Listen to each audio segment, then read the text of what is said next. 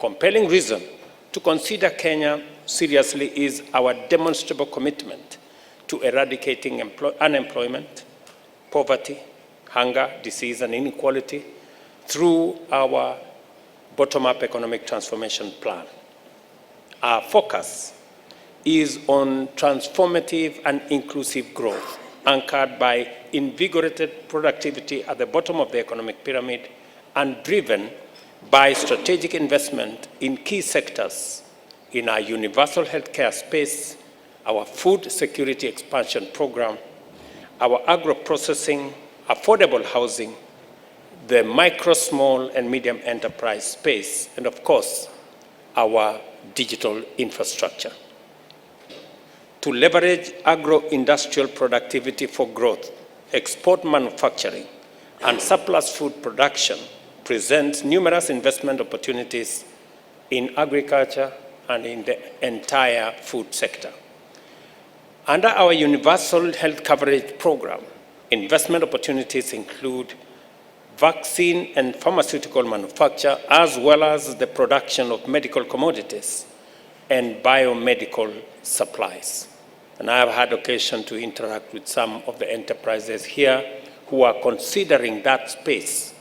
And we are extending facilities in our special economic zones for those who want to consider manufacture of pharmaceutical facilities, commodities, and supplies, not just for Kenya, but for East Africa, and if you may consider the entire. We are enhancing our technology ecosystem to attract big tech companies and startups, positioning Kenya as the premier destination in our continent.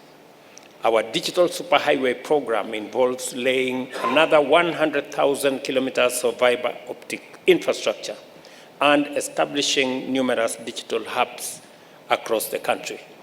You may want to know that Kenya has 8 undersea cables. I think the only place where you can get such number of undersea cables anywhere in Africa. During my visit here in the US, for example, we will sign a deal between Microsoft, EcoCloud, and UAE's G42 to build a 1 gigawatt data center using US technology, UAE financing, and of course, Kenyan geothermal energy resources. That kind of collaboration and partnership is what we need and is what we are talking about. Kenya's largest BPO company, CCI Global, has doubled its workforce, adding another 4,000 jobs to serve American clients like United Airlines, JetBlue, AT&T, Unshipped, highlighting the importance of ICT-reliant sector in our partnership. We also lead in e-mobility.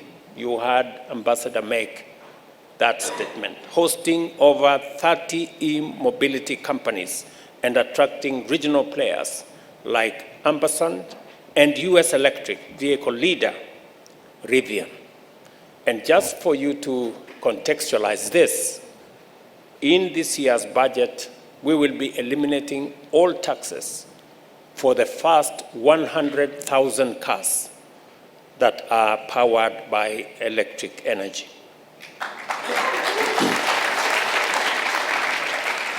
Our affordable housing agenda will be realized through the construction of 200,000 housing units annually over the next 5 years.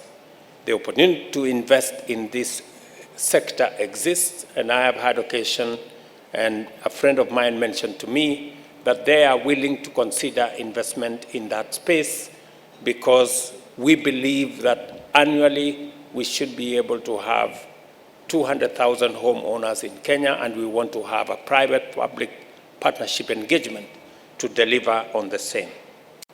We are committed to attracting significant foreign direct investment by creating a stable, transparent, and predictable business environment. Consequently, we are continuously enhancing our institutional framework, regulatory regime, and providing incentives to attract foreign direct investment.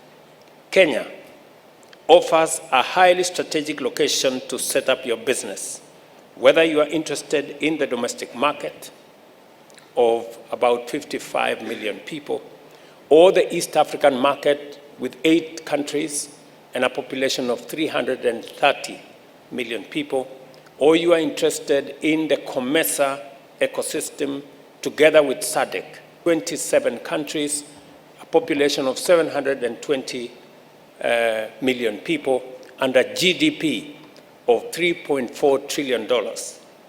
That is the space and the scope you can get by investing in Kenya.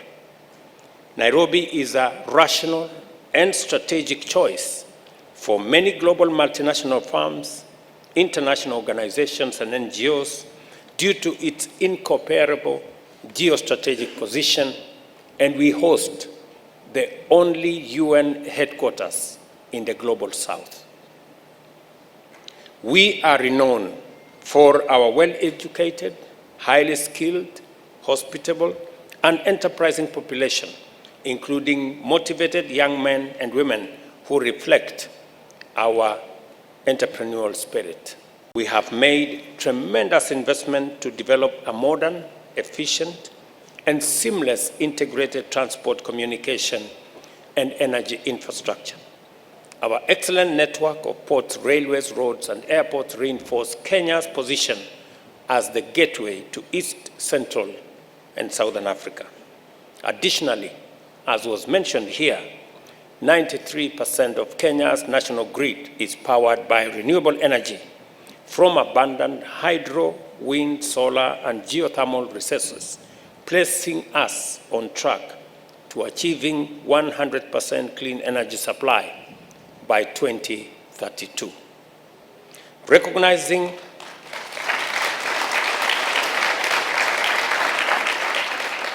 that private sector and players in that space require predictable policies, including tax policies, for long-term investment decisions, Kenya has been updating tax policy guidelines since June last year to enhance the predictability of our tax regime. We are committed to continue doing this every 5 years to make sure that you can make your investment decisions knowing what taxes you're going to pay. We have reviewed our digital services tax regime, aligning it with the Organization for Economic Cooperation and Development, commonly known as OECD, inclusive framework.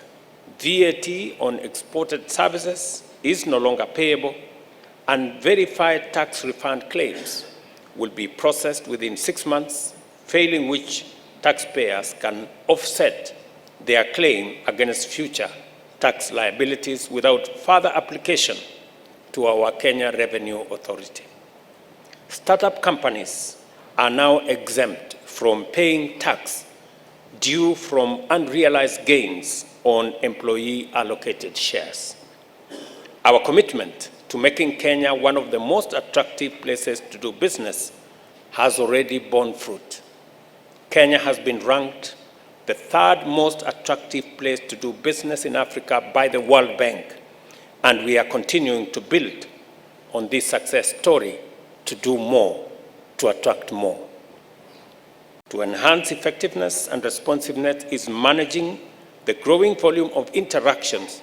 We have established a structured engagement framework. This includes the recently launched trilateral business dialogue between the American Chamber of Commerce, the Government of Kenya, and the United States, which shall be mandated to meet every 3 months to address and resolve challenges faced by investors and other businesses in our country. This is important because we value each of our 400 US companies that participated in the 4th AmCham and those that have chosen Kenya as the location of their regional branches or headquarters. Our intention is to ensure that companies like Amazon Web Services, Apple, Citigroup, Coca-Cola, and this afternoon we signed an investment program with Coca-Cola of $175 million over the next 5 years.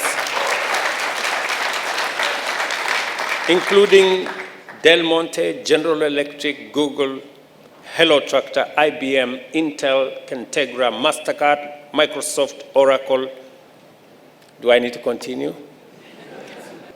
Are among many companies that we guarantee maximum value for their investors by realizing the full benefits of working from Kenya, working in Kenya, and working with Kenyans. I thank the American Chamber and specifically Ambassador Mick Whitman, the US Ambassador to Kenya, for their leadership in establishing this important framework. Ambassador Whitman continues to be a great friend of Kenya and a tireless champion of US investors. Her round-the-clock involvement has enabled us to make very quick progress in our dialogues and in implementing our consensus. This is the spirit in which Kenya and the US should engage now and always.